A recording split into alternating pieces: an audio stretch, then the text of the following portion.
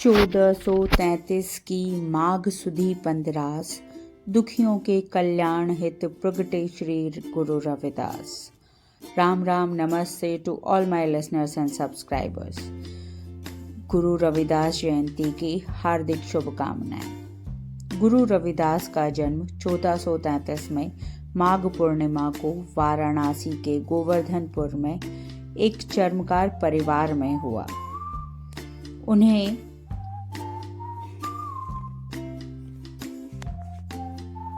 संत रविदास के लिए एक कहानी बहुत प्रचलित है।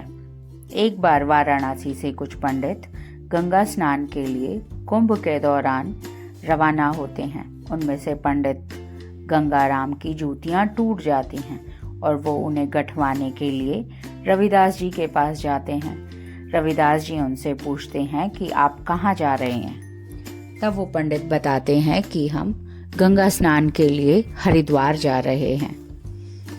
तो रविदास भी अपने मन की इच्छा जाहिर करते हैं कि मुझे भी गंगा स्नान के लिए जाना है। तब पंडित गंगाराम कहते हैं कि तुम जाति से शूद्र हो और तुम्हें गंगा स्नान नहीं करने दिया जा सकता।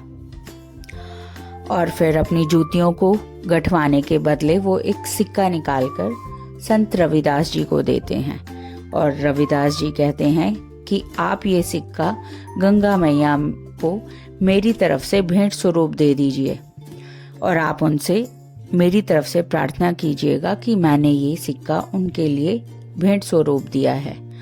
पंडित जी बोलते हैं कि ठीक है, मैं ऐसा कर दूंगा।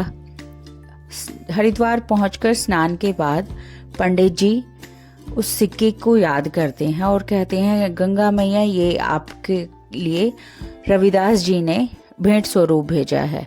और उसी पश्चात गंगा मैया का एक हाथ प्रकट होता है और वो उस सिक्के को ले लेती हैं।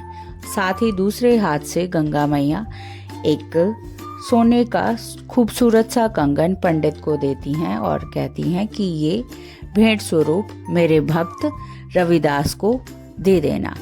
लेकिन पंडित के मन में थोड़ा सा लोभ हो जाता है और वो उस कंगन को संत रविदास जी को नहीं देते हैं। उसके बदले वो जाकर उसे अपनी पत्नी को दिखाते हैं। पत्नी के सुझाव पर उसे सुनार के पास ले जाते हैं और सुनार उसको राजा के पास ले जाता है।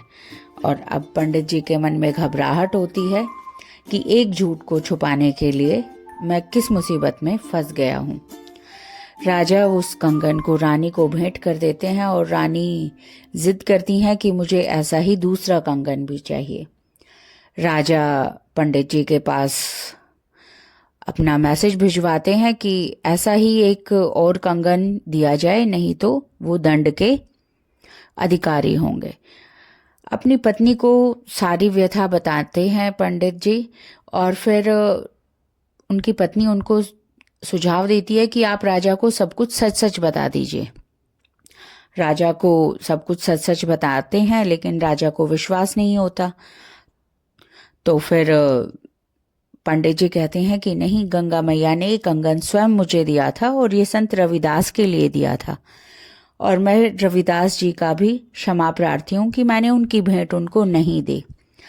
इस तरीके से राजा, पंडित और सुनार सभी संत रविदास के पास इकट्ठे होते हैं और उनको बताते हैं कि ये किस तरीके से हुआ कि गंगा मैया ने उनको एक कंगन दिया है।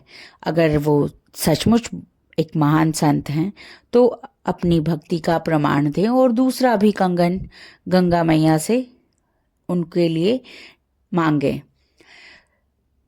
पंडित को दंड से बचाने के लिए संत शिरोमणि रविदास जी गंगा मैया से प्रार्थना करते हैं और उनके पास में एक पात्र भरा रहता है जिससे कि वो चमड़े को गलाने का पात्र पानी का होता है, उसको कठोता कहते हैं। और उसके अंदर से पानी लेकर वो गंगा मैया का आह्वान करते हैं, उनसे प्रार्थना करते हैं कि गंगा मैया, इन पंडित जी को दंड से बचाने के लिए आप प्रकट होकर दूसरा कंगन दीजिए। और सभी के देखते देखते गंगा मैया वहाँ पर प्रकट होती हैं और सोने का दूसरा कंगन पंडित जी को भेंट करती हैं। इस तरीके से राजा और सारी प्रजा संत रविदास की भक्ति की कायल हो जाती हैं और उन्हें संत शिरोमणि की उपाधि दी जाती है। साथ ही रविदास जी बहुत ही दयालु और दानवीर थे।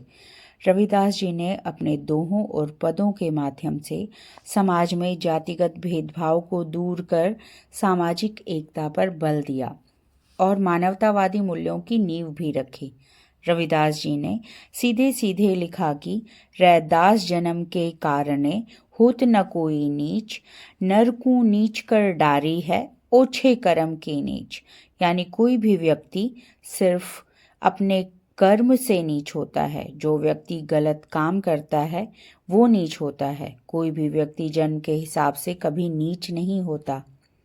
संत रविदास ने अपनी कविताओं के लिए जनसाधारण की ब्रज भाषा का प्रयोग किया। साथ ही इसमें अवधी, राजस्थानी, खड़ी बोली और रेखता यानी उर्दू फारसी के शब्दों का भी मिश्रण किया।